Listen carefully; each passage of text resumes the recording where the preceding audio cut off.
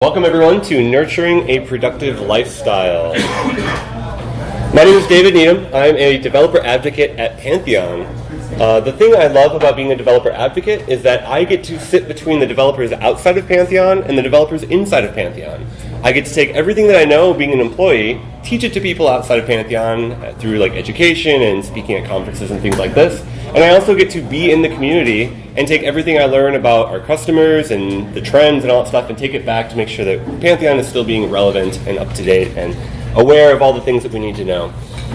So the topic today, Nurturing a Productive Lifestyle, is something that's very personal to me. I'm going to be sharing some stories today and kind of telling you a little bit about my journey. If you want to tweet about anything, I welcome you to tweet about, there's nothing private, otherwise I wouldn't be sharing it. This has been recorded before, so don't have any hesitancy about that. I'm at David Needham. Also, the slides are available right now. You can go to davidneedham.me/tx2018. All right, so first of all, we're going to be going through a few different productivity techniques, kind of interspersed throughout the presentation today. The important thing to take away from this is that there isn't one particular strategy that's going to be the sort of one-size-fits-all. There is no silver bullet strategy that's going to work perfectly for you or for you or for you. And it's never going to work perfectly and consistently the same way every time. So we're going to try to highlight a few different techniques and share some experiences, but really think about building your own strategy for making your lifestyle a little bit more productive. So keep in mind, there's no silver bullet. There's no diet pill that's going to make you more productive instantly. Take bits and pieces, maybe personalize it a little bit.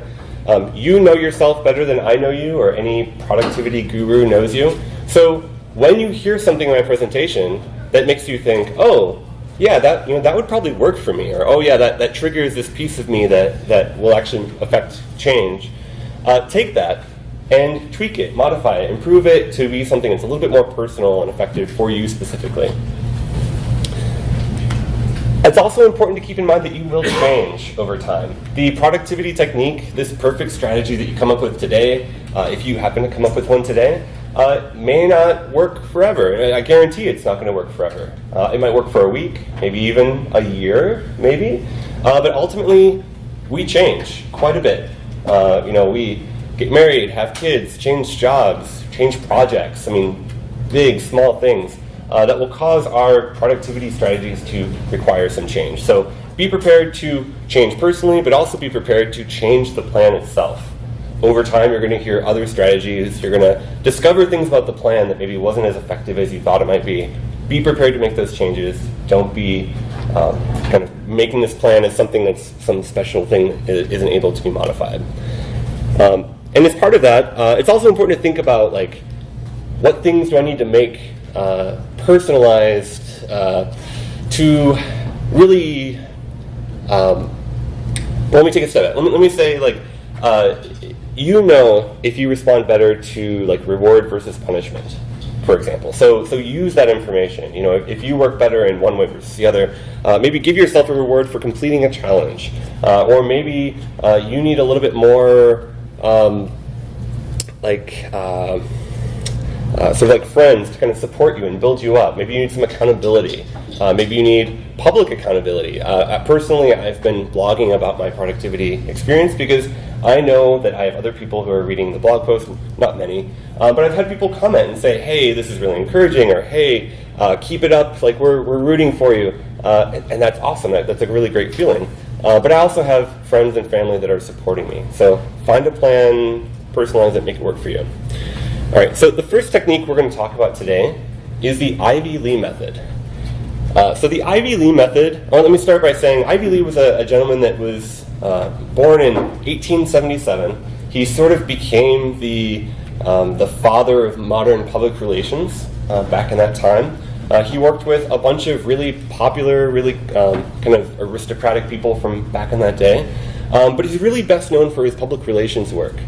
Despite that, there was one day where a gentleman named Charles Schwab approaches him and says, listen, we know that you're into productivity stuff and public relations and whatever.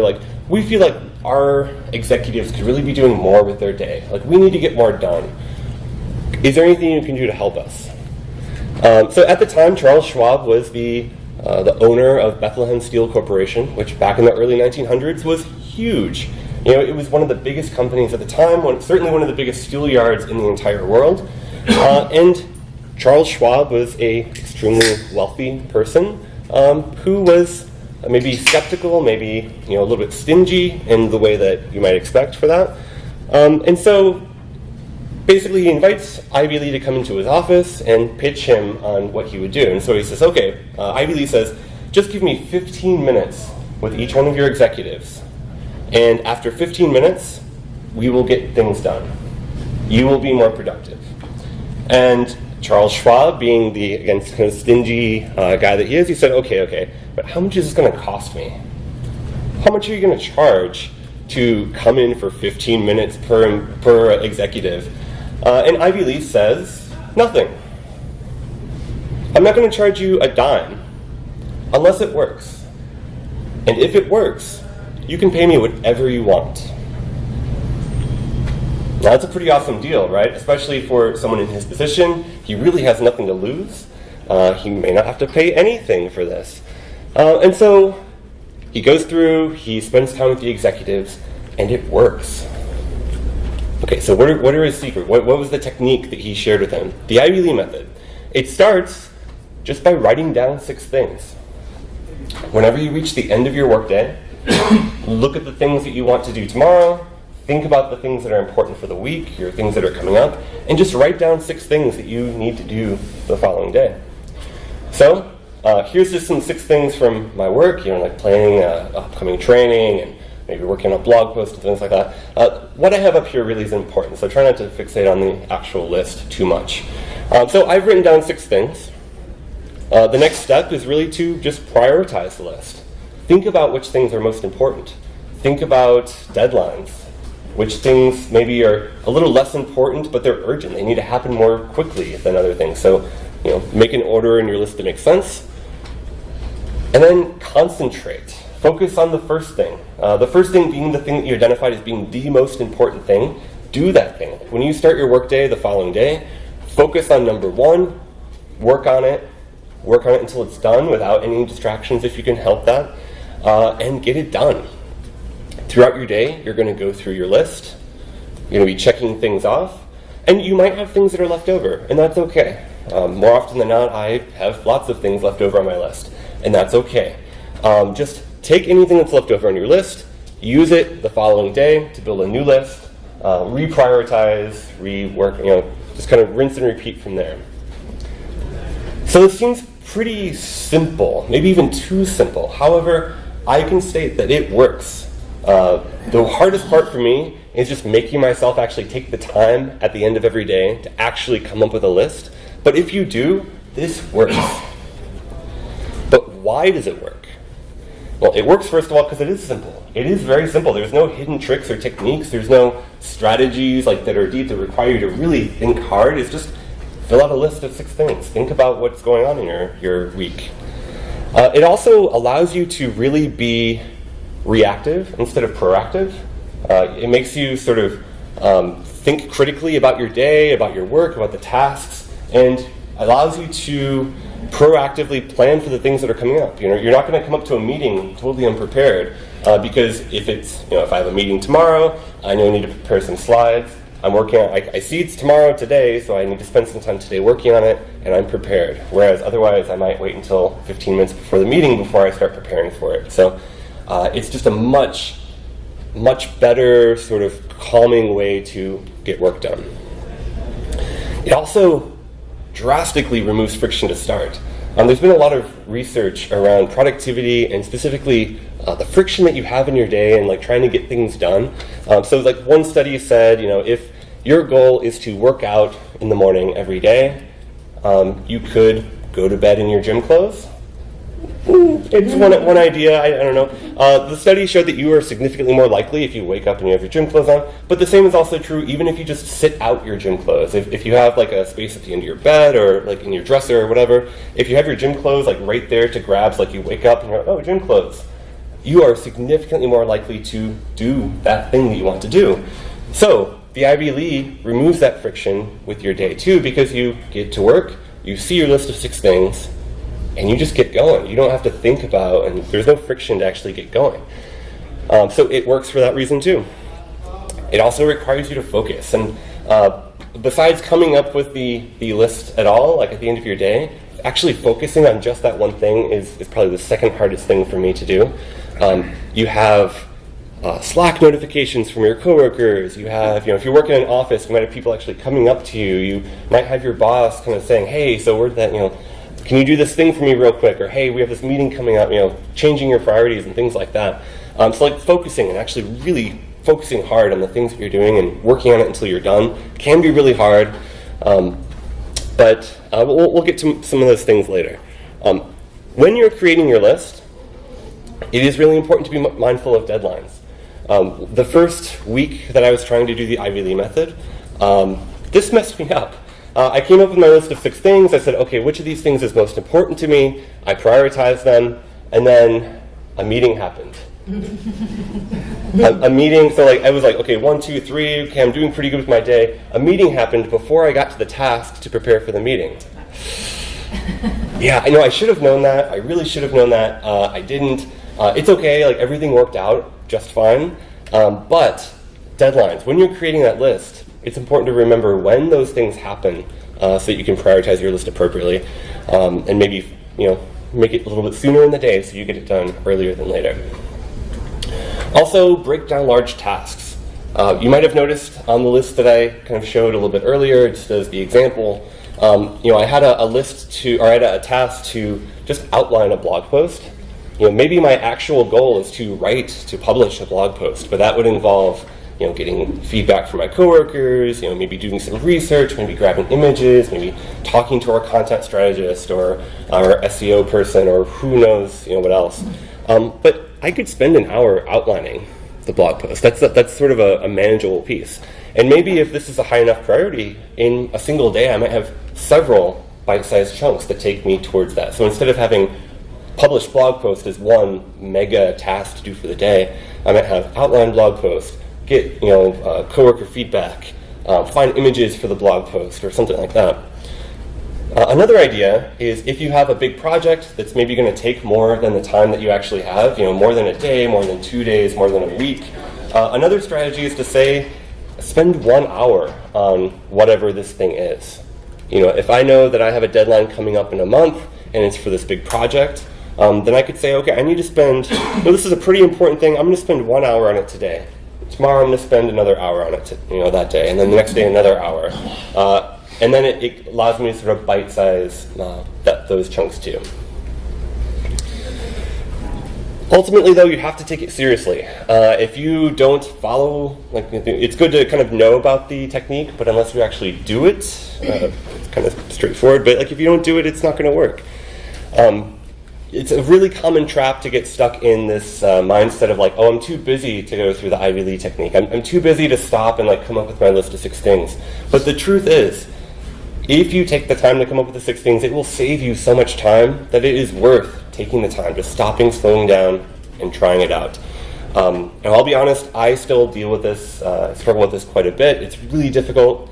I travel about once a month and come to conferences like this, and whenever I travel, it totally messes up my routine.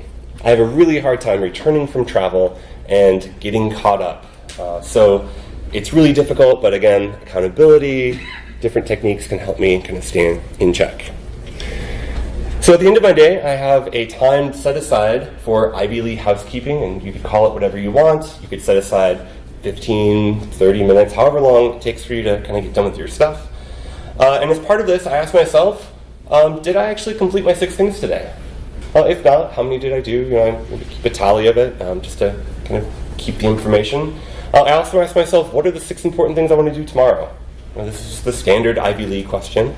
But then also, did I actually add these things into my task list?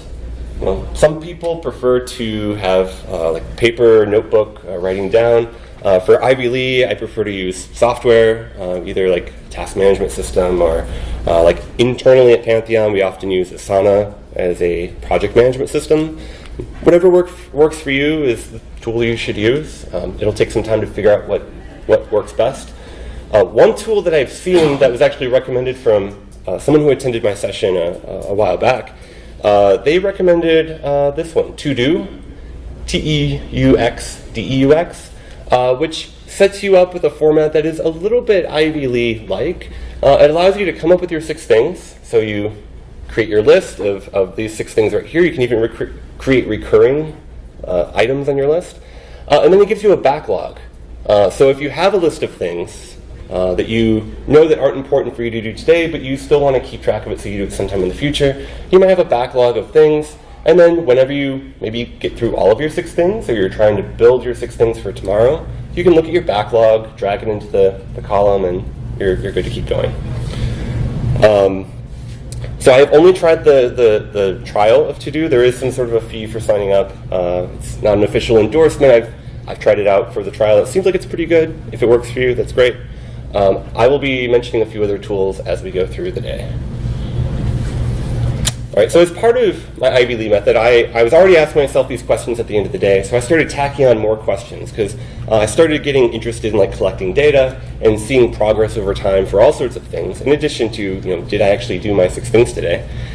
So little by little, I started asking a few more things. So am I at inbox 0? Did I get through all of my email today? I would like to be at inbox 0. And I found out some techniques to get myself at inbox 0 every day, for the most part. And I'd be happy to talk about that a little bit more at the end of the day, or at the end of the session, if we still have time. Another thing that's just sort of a personal improvement thing was, have I actually tweeted? I find myself tweeting a lot at events when I'm going to things like this and prep for sessions. And in between, there's often a big lull where I don't really say much, and I feel like I want to get out there and kind of promote my personal brand. So reminding myself to tweet something that's useful.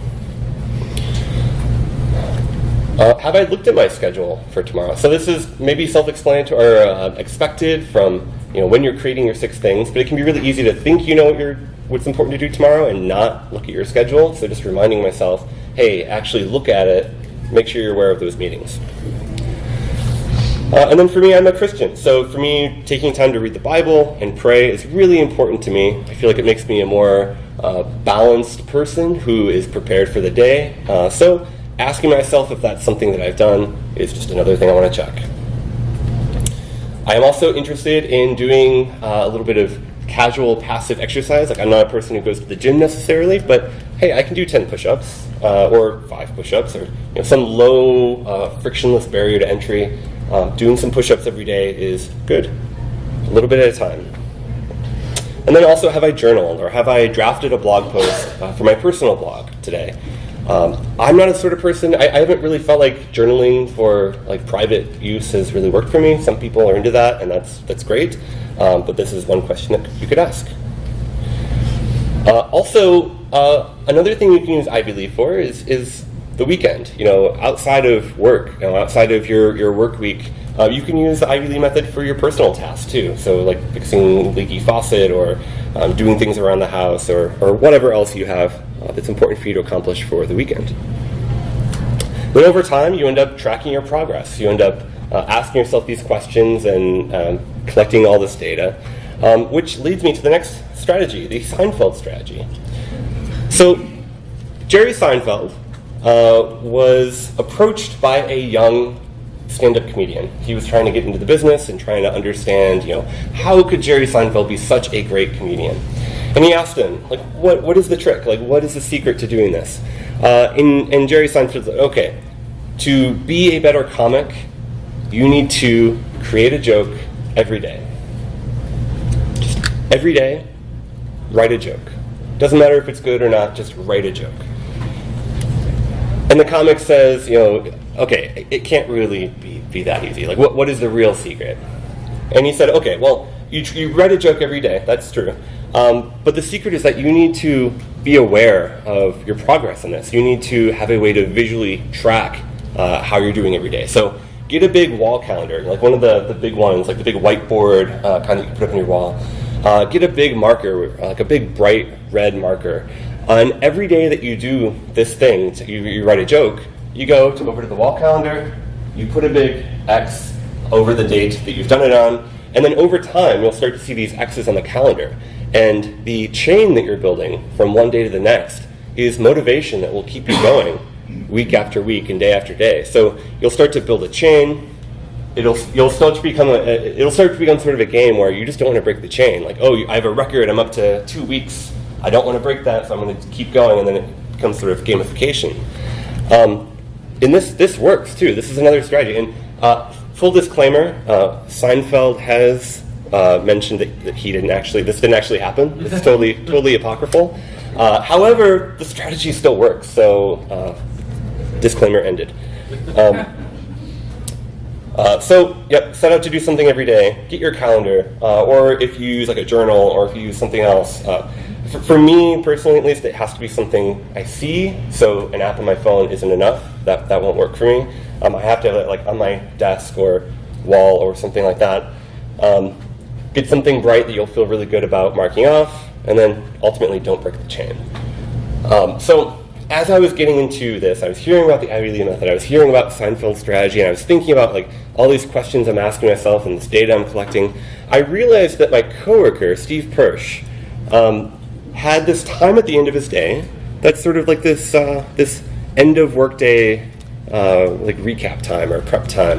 And I asked him about that, and he said, he has a Google form that he created that asks him a bunch of questions like, hey, did I check on the issue queue for my modules? Did I get through my email? Did I, whatever this. It's like, hey, wait a minute, that's pretty similar to what I'm doing. But I liked it, so I took it with his permission and created it in my own way. So I created the Google form. It had all of my list of questions, including my 6 things, and if I did them or not, and if I planned my day and all that stuff. And I went through, and Google Forms actually has a gamification, or I guess like a quiz feature, where you can actually say what the right and wrong answer is. So what is the right answer to are you at inbox 0? Yeah. Yes. If I answer yes, I get 10 points. Yeah. So there's a little bit of like, that fun of like in the moment, I click it, I get 10 points, yes. But also this ends up being good data because over time I can see how many points I scored each day and compare one day versus the next. I can also look at trends over time with the graphs that they generate and show like, oh, I have consistently been not looking at my schedule for tomorrow or whatever it is, and think about, okay, well, what do I need to change in order to actually do this thing that I'm wanting to do? So collecting data is huge. Eventually, I actually stopped using the form because I found an app that worked a little bit better and had some even more sort of engaging or addictive gamification in it. And it's with an app called Todoist. So with Todoist, you're able to create lists of things. It's just sort of a personal productivity or whatever app. And I'm just using the free tier. They do have a paid plan, but so far the free has been totally fine for me. I have it on my phone and my computer, and there's a website. Basically, I have a list here of the 6 things that I'm working on today, my Ivy League list. I also have my backlog listed here. So these are all the things that have not made it today, but maybe tomorrow. And then I have a bunch of other stuff too, so like side projects and personal items for the weekend and other things that I'm doing. And then it's great because if I do that, I can just open up today and I can see all my 6 things today in addition to what other obligations I might have that evening or whatever. I can group it and categorize it and do all that stuff. But then it has some pretty cool gamification where over time, if you meet your goal, and I can say like, oh, I need to do 6 things every day. If you check off 6 things every day, you get points for that. And actually, I think this one right here, the little star, tells me I got my things done today. There are some cases where you might get penalized. So like right here, I got -3 points. And I think that one was because I didn't complete a task for like 3 days in a row or something. So it has a way of tracking like, oh, you're not doing this thing that you said you were supposed to be doing. So, and this kind of worked for me. They call it karma. So you accumulate karma points over time. And not only do you get points, but you get levels. Yeah. So over time, you can go from beginner to enlightened. Yes. Yeah. And so this was fun. Like it was engaging. It supported my techniques and all that stuff. But there was also great data. So like over time, I could see how my trend is going and like what days I may be doing better than others and like how things. And this worked for me. It worked really well.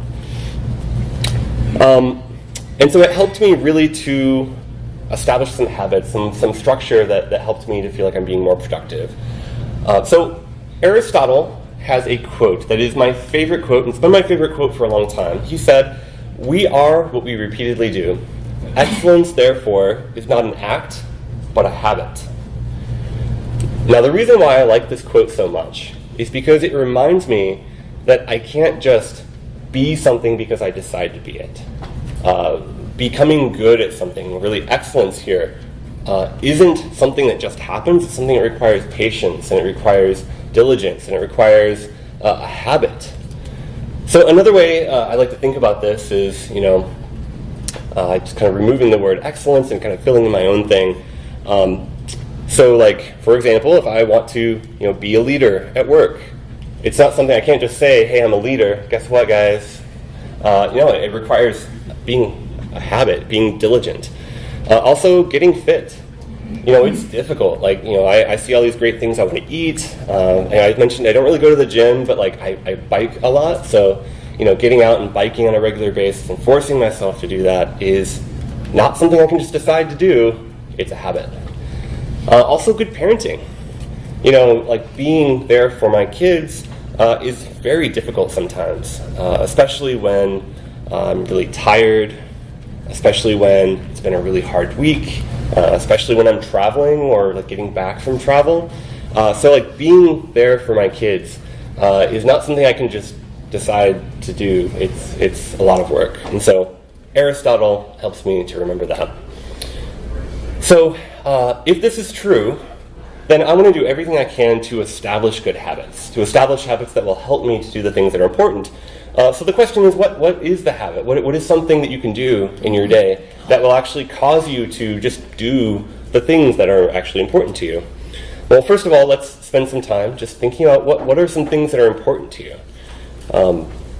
So let's take 5 seconds. You probably all can think of something. What is something that's important to you? You don't have to shout it out. Just have something in your mind. Okay, so now that you have this, of course, you do this in your own time. You'd maybe have a paper in front of you or something. You'd write down some like things that are important to you. And then once you have a list, you'll ask yourself, like, why? Why is this actually important?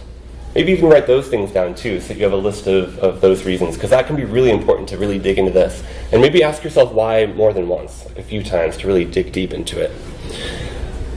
Another good question to ask is, what will this actually change, either for the positive or negative?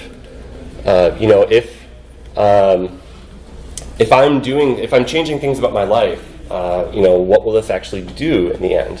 What will not doing this thing do in the end? Another question is, how will this actually affect other people? What will my coworkers think or feel if I change in this way, or if I do this thing that's important? What will my family think? And then also, what will you actually do when you meet that goal? Like, if you accomplish this thing that's important to you, what will it actually do for you? One of the project managers at Pantheon, Sean, I love working with him on projects because he pushes back on this one in particular quite a bit, because he'll say, like, why are you trying to do this thing? If this thing happens that you're trying to do, will it actually affect anything? Ultimately, at the end of the day, will it change anything? Will it cause something big to happen? And if not, if it's like ineffective, or if it doesn't actually make any significant difference, then it's not a priority. You shouldn't be focusing on it. So I've mentioned all these ideas towards like becoming a better person, towards like becoming more diligent, more fit, whatever. But sometimes the opposite can be true. Sometimes the things that are important to you at this moment are maybe sacrificing your health to get a new education. Maybe you sacrifice, eating good meals or going to the gym so that you can study, so that you can get extra work in. So, and maybe you acknowledge as part of this that, like, my priorities right now are not these things that are good. It's actually just like getting stuff done in a different sort of way, and that's okay too. It can also be true that sometimes this means doing less with your day. Sometimes it doesn't mean doing more and like tracking, here are the things I want to do every day. Sometimes it means here are the things I don't want to focus on anymore that aren't as important to me. All right, so for me, I came up with my list, and I blogged about this, but I came up with my list of like things that I felt like were the most important for me to become a better employee and a better father and all those things. One thing on my list was getting up at 5 a.m. I don't like getting up at 5 a.m. I'm not a morning person. In fact, I tend to like stay up and hack or work or whatever, like kind of late, or early into the morning, late into the evening, however you want to say it. But I have 2 kids, and they're 2 and 4, and they wake up pretty early in the morning, regardless of what time I actually go to bed. So that means if I want to be a good father, if I want to be patient with them, if I want to kind of go about my day in a happy sort of way, I need to get up before they do. I need to take care of myself before I can take care of them. And so that means for me, I need to get up early and kind of get a head start. Also, I mentioned before, but taking time in the morning to read and pray, it's important to me. Also, I have this thing called Words of Truth that I take time to read. I take time to create it for myself, but like, for example, it's just things that I remind myself every day. So, for example, like saying that I choose to be a parent with love and patience instead of fear and anger and rage. So reminding myself about that every day. Another of my words of truth that I read out loud every day is, I refuse to waste my life on meaningless things. It's just a good reminder. I think sometimes I can get caught up on hobbies or things that are fun, that are maybe good in some ways, but I can ask myself, like, is this a good use of my time? Reminding myself of these things every day is good for me. And then picking tomorrow's tasks. So actually doing the Ivy League method, actually taking the time to do it. These are the things that I felt like would set myself up for, set me up for success each day. Ultimately, though, I decided that the habit that would actually make all of these things possible, going to bed at 9 p.m. Waiting for this with the 5 a.m. Yeah, it is not fun. I don't like going to bed at 9 p.m. I don't like having a bedtime. But if I do not go to bed early, if I don't go to bed with enough time to actually get refreshed or whatever, these other things, none of them happen. They will not happen because I don't have the patience, or I wake up angry because my kids are jumping on the bed, or whatever it is. So for me to accomplish these things that are important, that I identified will make me into whatever I'm trying to do, I need to go to bed earlier. At least that's the conclusion I've come to. And since I came up with this, I've actually very recently modified this a little bit to, this is still like off the record, or not off the record, but off script a little bit, in that I'm trying not necessarily to go to bed at 9 p.m., but to put away my computer at 9 p.m. Because the things that keep me up after 9 p.m. is like playing a video game, or working on some side project, or YouTube, cat videos, whatever. And if I don't have my computer, and I guess if I don't, like, reading books would also keep me up pretty late. If I'm not, like, if I could say, like, don't do those 2 things, I think that would probably be pretty good. So to help myself kind of establish a habit, I came up with this checklist. This was inspired by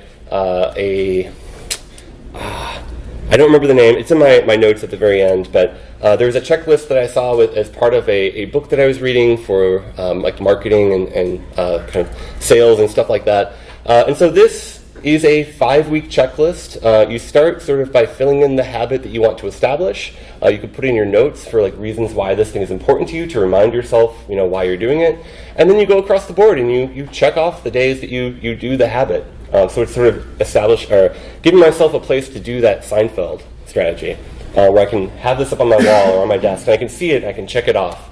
I also have a place here to leave notes, so if I don't have something go the way I expect it to, I can write it in and kind of explain it. And then I have a bunch of daily incidentals. And I named this intentionally because these are the things that are important to me that happen sort of incidentally as a result of me actually doing my habit.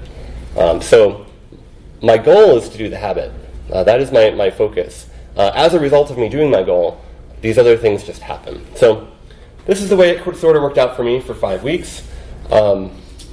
So research has shown that it actually takes about 10 weeks or so to make a habit become automatic so that you don't even have to think about it anymore. So with that in mind, if you go through this twice, if you are pretty good about checking these things off, then you're probably going to be in a pretty good spot, so it'll be mostly automatic at that point. So I changed my plan a little bit partway through, where you can see here I added like a set here for push-ups, where I can just do tallies for like how many sets of push-ups I do in a day. I also have a section here that's just a scale of like how I feel, both like mentally and physically. And I felt like it was really helpful to just measure that and kind of take a note of it over time. And then I have X's up here for the days that I did it. I have O's for the days that they're like exceptions. And again, I work with accountability pretty well. So like my friend or my wife, I could sort of bounce ideas and be like, hey, so I help organize the mid-camp. And it's like, hey, we have a meeting. It starts at 8 o'clock. It's definitely not going to be ended at 9 o'clock. And that's like, yeah, cool. That makes sense. I'm like, oh, I'm playing this game. My save point. It's going to be a long time before my save point. Like, no, I should know better. That doesn't count. And so I included that up there as part of that. I mentioned when I travel, I don't do a great job of following through, and especially in this case. So I was a team retreat in San Francisco. I did not expect, I didn't even try to go to bed at 9 p.m. because it's a retreat. We're all staying in the same house. We're playing games late at night. We're hanging out. It's the point of the retreat to be with my coworkers and hang out. So going to bed early would just be weird and not ultimately doing what I'm trying to do there. But this is also true anytime I travel. And I travel about once a month. And so part of the hassle or pain that I've seen with this so far is that I'm always going to have this week or this half week or whatever where it just doesn't work. However, I think if I make the change to my plan, like I mentioned, where it's not going to bed at 9 p.m., it's not having the computer out at 9 p.m., it would still let me be social with my friends, when I'm doing events like this. And so I think I'd still be able to check the box, which I think might trick my brain into making it a habit, even though I'm not going to bed, consistently. We'll see. I will blog about it and we'll see how it goes.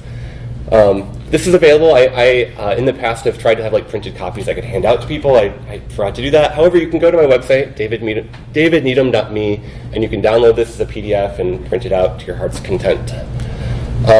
Another thing I've been trying to do to increase my consistency when I'm traveling is bullet journaling. Bullet journaling is something I am brand new to. I literally just got one last week. You can go and get the official bullet journal from their website, or you can just get a journal with all these little dots in it for $5 on Amazon. It's really cheap, but it gives you a place sort of an open canvas for creating the sort of schedule or agenda or journal or whatever you want that works for you. And there's all sorts of things about this that I think could work for me just by having this journal with me when I'm at home. I can use it to check off my things. I can take it with me when I travel and check off things. And I'm trying to trick my brain into making this habit work. And I'm thinking that possibly by having this with me when I travel, I can still have a consistent process for checking it off. And maybe that will work. I'm not sure. Bullet journaling is still pretty new to me.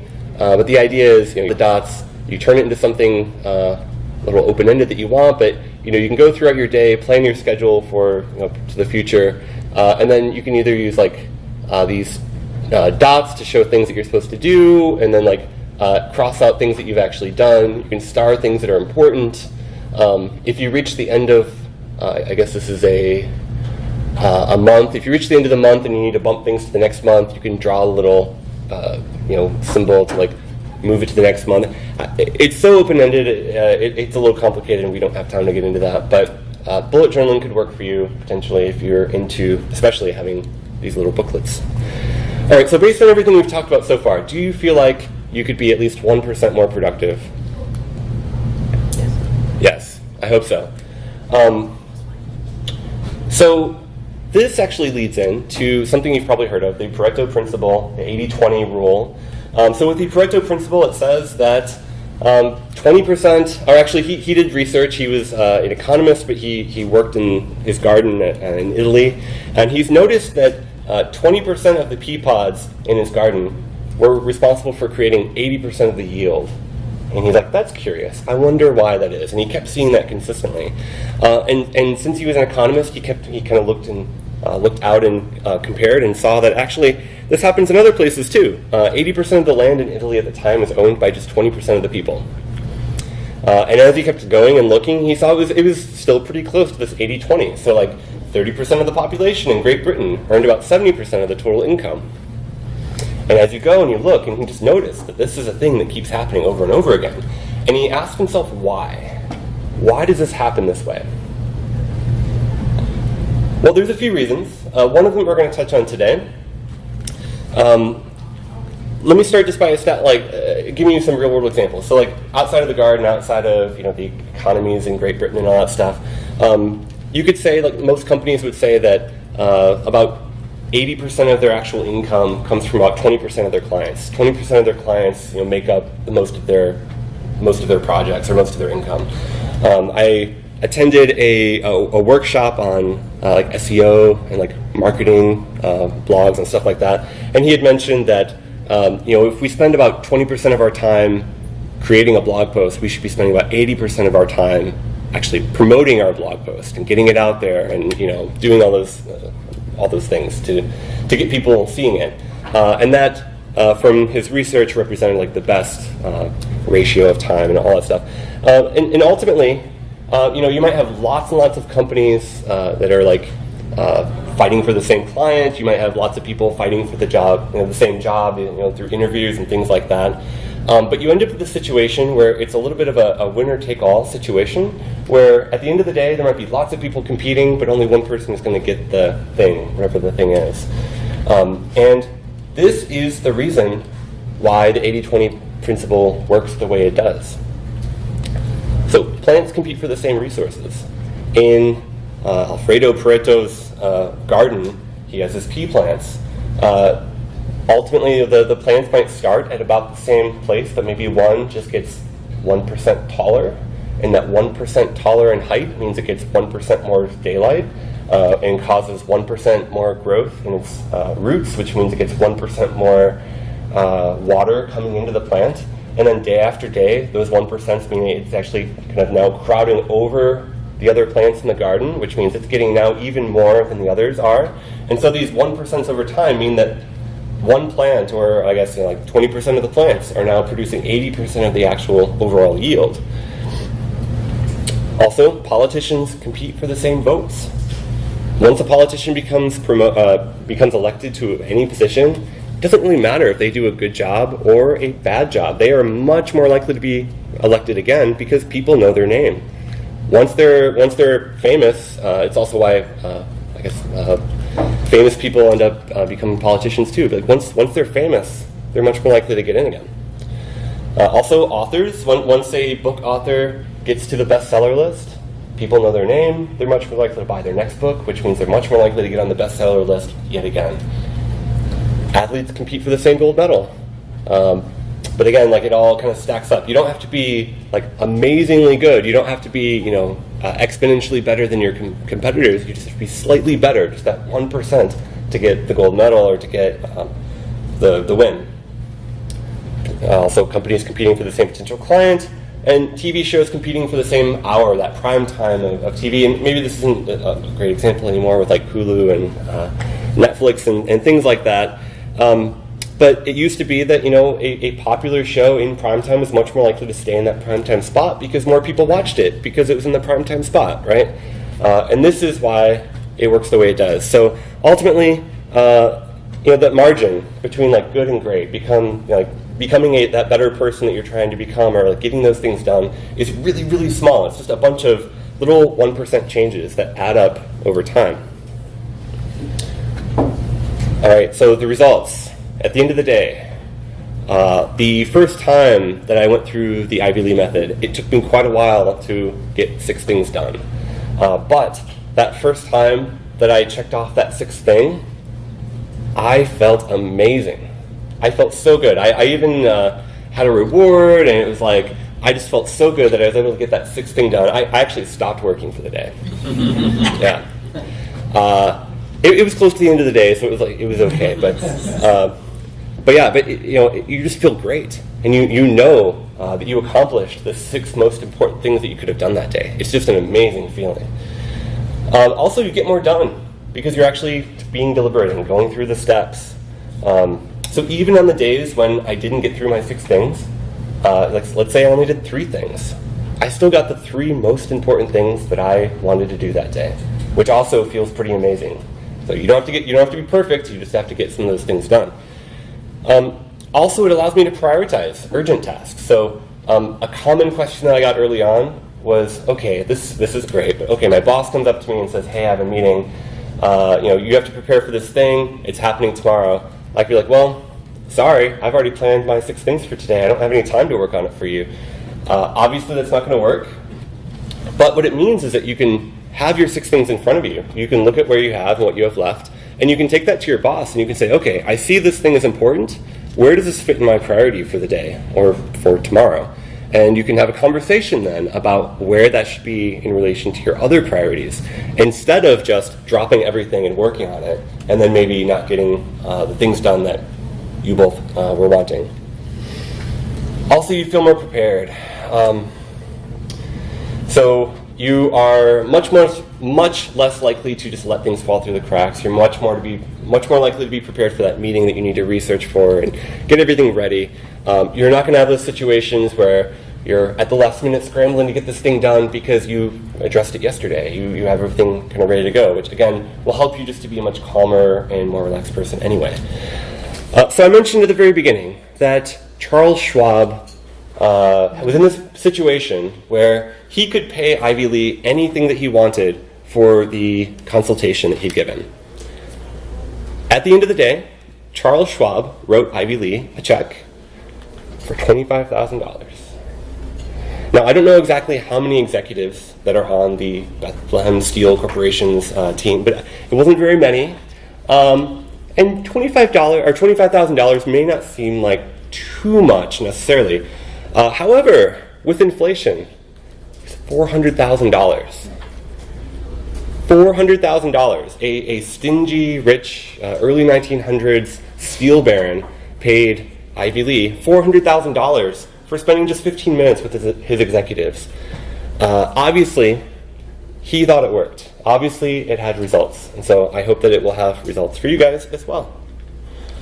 Here are my references, and I'll open it to questions. Can you back up to the references? Yeah. Oh. Yeah, so these are all a bunch of places where articles and maybe even a couple that I wrote. And these are all available on the slides that you can get, as well as on the link. These will be in links at the bottom of the page, too.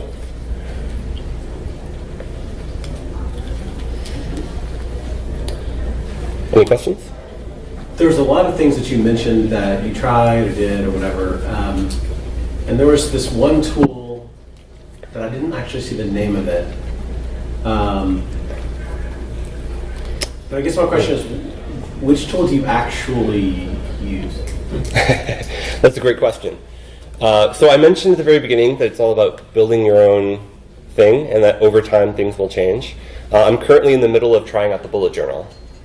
That's the one I'm working with, but I still have my Todoist app that I'm using to keep track of more repetitive things, so I don't let anything fall through the cracks. Is that the gamification one? That's the one that gives the karma. But then there's also, maybe the other one was To-Do, T-E-U-X, D-E-U-X. No, I think it was the Todoist karma. Okay. Thank you. Paul. So I think it's cool that you're trying the bullet journal. I love paper and the physicality of that. My concern about that would be from my own personal sort of experiments with things like this. I have found that one of the keys to success is what you addressed about decomposing big tasks into smaller tasks.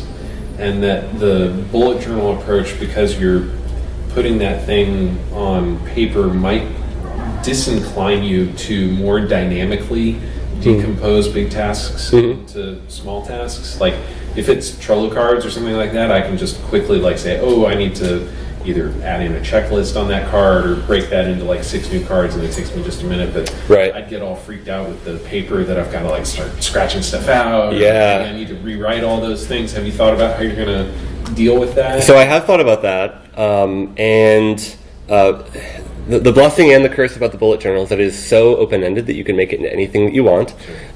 With this particular example of like, what do you do when you make a mistake, or when you need to like expand upon something? Like this one little thing is actually a bunch of things.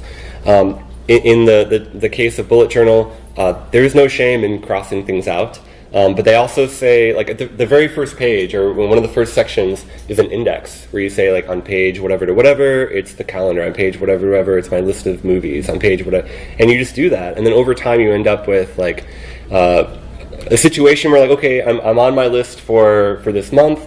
Here's this thing. And, like, oh, this is actually a much bigger thing than I thought. Then I could reference a page number, which might even be the next page in the journal, that is my research or my list, my bigger list of all the little things that make up this project. And so it gives you the flexibility to break things down, but you still have to be okay maybe crossing things out sometimes. That one you showed was like Pinterest beautiful, with all the If you do a Google search for bullet journal like examples or plans or whatever, that one was not beautiful. There are some, like, you can go online and buy like stencils, and like you can get packs of like different colored pens, and there's people like drawing like intricate little like for the months, and for like, oh, I have the gym today, and they drew this little. That I'm not going to do that. That's not me. But maybe this would still work, a different version. Yeah. Oh yeah. insane. Yeah. I just looked at Pinterest daily, weekly, monthly bullet journal layout examples. I was like, holy cow, those are works of art, man. Oh yeah. Let's see.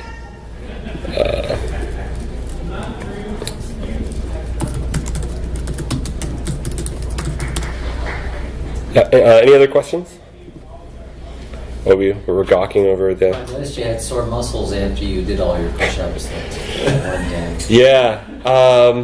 That might not have been a coincidence. Actually, I had to ask what tending your oatmeal was. Oh, so I was at my church. We have a men's breakfast like once a month, and I'm responsible for the oatmeal. And so I'm doing like the steel cut, like Oh, the prep crock pot overnight Yeah. thing. And so it's like I started the oatmeal at whatever time. I had to check on it throughout the night. Tending There There you your- go. Yep. I thought it was a cartoonist, and I was like, what are you doing hanging out with the oatmeal? Nope. So Yes. this is about your own productivity here for this session, but I wondered about how any of this might translate into like a group working on similar, looking at similar tools or Yeah. or things like that. Or So working on a team is a little bit different, and because again, I mentioned this at the beginning of. Oh, I'm sorry. I was looking at it over here, but I was not sharing it with the rest of you. This is what I found. That's exactly the one I hit on. Yeah. So working with a team can be tricky because the techniques don't work the same way for every person. And so after my first presentation on these productivity things, and it was very unrefined and whatever, I had a meeting with my team where I like ran through all these different things, and some of the things worked well for people, some people and others, and some people are still doing this time. Other people are kind of taking it their own direction, doing something totally different. One thing that came out of it though was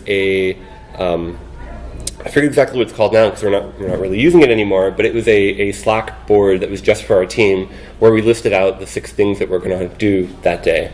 So we don't do like daily stand-up, daily scrum, something like that. But it was a place for us to say like, hey, here are the 6 things I'm hoping to do today.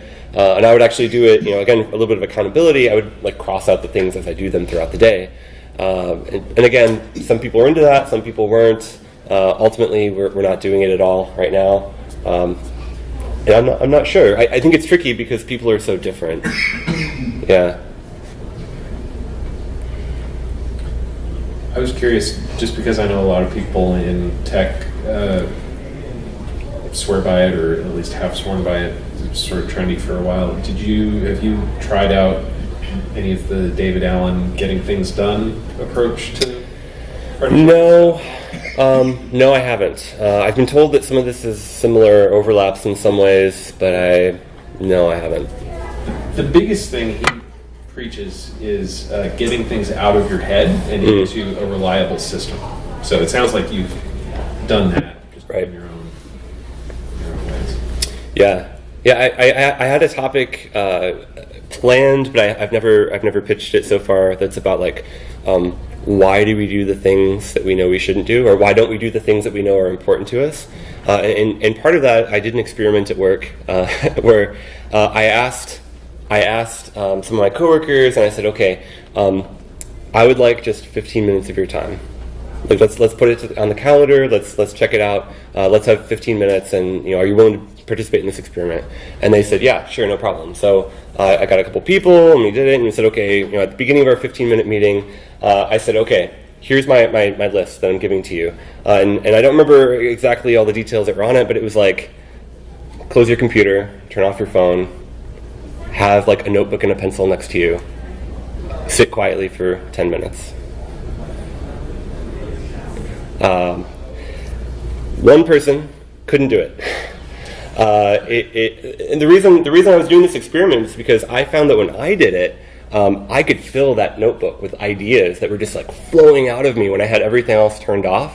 When I was just like able to focus and be quiet, and you might call it meditation or prayer or something else. Like I just had these ideas, and if I gave them a place to go, like you were saying, like on this notebook, I could fill that notebook with ideas and solutions to problems that I wasn't even trying to think about. But it can be really hard for some people, and even the person that did it and said like, oh, I felt amazing afterwards, like I felt calm. I went to a yoga class that night because I'd been intending to, but like I decided in this quiet time to actually do it, and they came up with a list of things.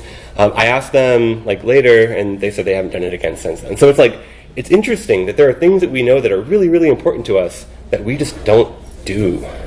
It sort of intrigues me. I might dig more into that, but you reminded me of that. Yeah. All right, so we are like over time, or maybe like almost out of time, but I want to show. I have a couple of bonus.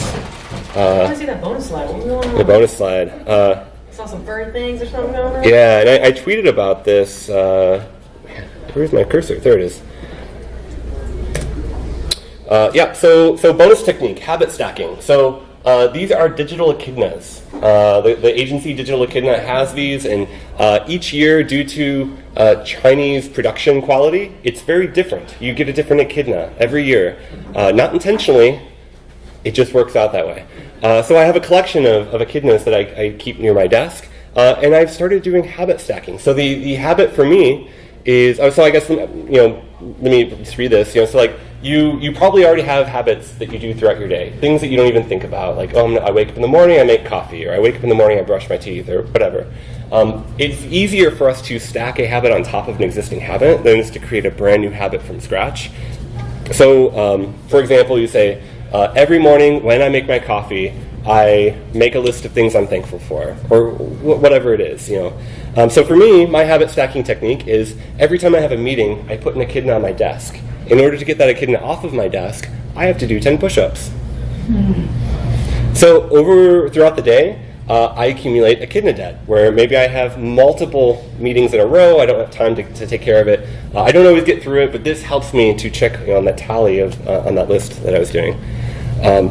In the last 45 seconds, another technique, double bonus, is Kaizen. It's a Japanese thing where instead of focusing on a superior product, better materials, better workers, anything like that, they said, okay, if this is our performance, and A is our average, we could do better work. We could do greater work to improve our average, or we could just do less crappy work. So they focused on the latter. It's easier for us to remove things that are not helping us than it is to add things that would help us. So some examples of this would be like, lots of people say, man, I wish I had more money.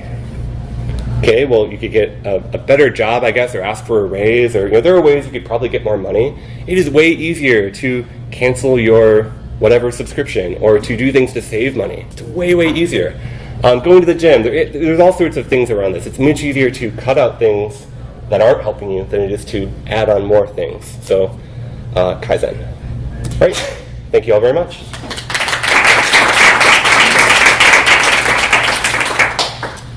Do the digital